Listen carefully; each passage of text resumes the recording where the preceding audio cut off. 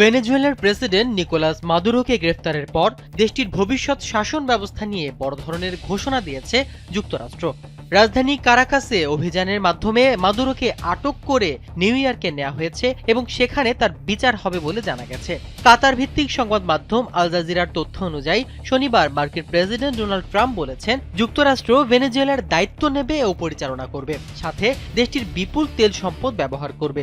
তবে কিভাবে এবং কতদিন সে বিষয়ে বিস্তারিত জানাননি। এ ঘোষণার পর তীব্র বিরোধিতা করেছে ভেনেজুয়েলা সরকার। ভাইস প্রেসিডেন্ট ডেলসি রদ্রিগেজ একে অপহরণ আখ্যা দিয়ে বলেন, নিকোলাস মাদুরোই দেশের একমাত্র বৈধ প্রেসিডেন্ট।